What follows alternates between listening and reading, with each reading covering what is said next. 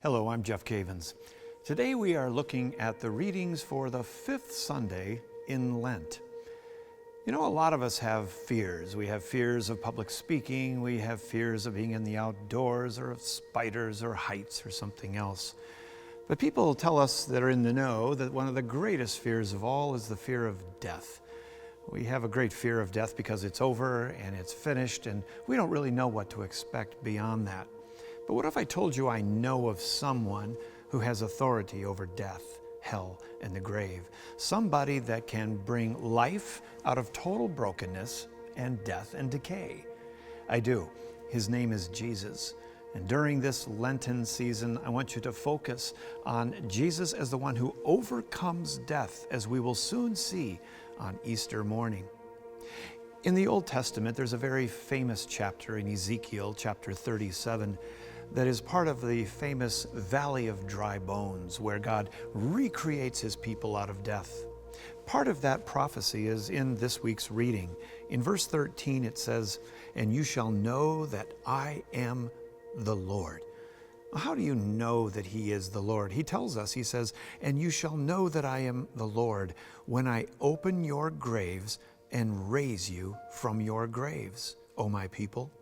And I will put my spirit within you, and you shall live, and I will place you in your own land. Then you shall know that I, the Lord, have spoken, and I have done it."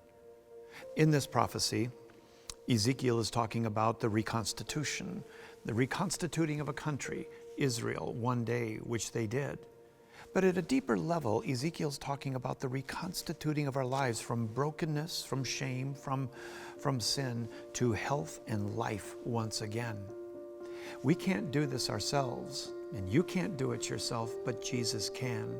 In the same way that he speaks to the children of Israel in Ezekiel, he demonstrates this in John chapter 11 with the raising of Lazarus from the dead.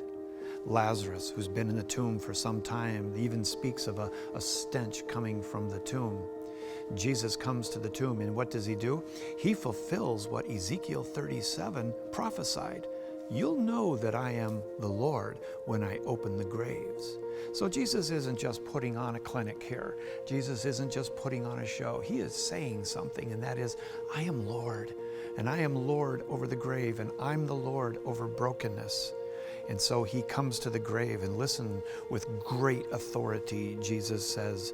It says when he said this, he said, he cried out with a loud voice in front of the tomb of Lazarus, "Lazarus, come out." The dead man came out. His hands and feet were bound with bandages, and his face wrapped with a cloth. Jesus said to them, "Unbind him and let him go." I love that story because it really reminds me of my own life, and that Jesus has raised me with him. I have been buried with him, and I share his life. I share his life today with him, but there are still things in my life that kind of bind me. There are things that have me knotted up at times. And Jesus' command is not only that we rise from the dead, demonstrating his lordship, but that we be totally unbound and free to go. This follows a theme that we see often in Lent, and that is that this encounter with Jesus results in freedom, and that freedom results in going out and proclaiming. We see the fruits of this in the next verse, in verse 45 of John 11. "Many of the Jews, therefore, who had come with Mary, Lazarus' sister, and had seen what he did, believed in him." My friend, during this Lenten season, I want to encourage you that if you are bound up in sin, go to Jesus, go to confession, allow him to free you. If you've been baptized, you have new life in you. But if you're bound up during this season, go to confession and experience the freedom that comes from forgiveness. Unbind that man, Jesus said, and let him go. And I would encourage you this: go and let people know what God has done in your life. Let that light shine. And just like Mary telling the neighbors about what happened to her brother, as you go out, people are going to believe as a result of your freedom. God bless you, and enjoy the freedom that Christ has given you.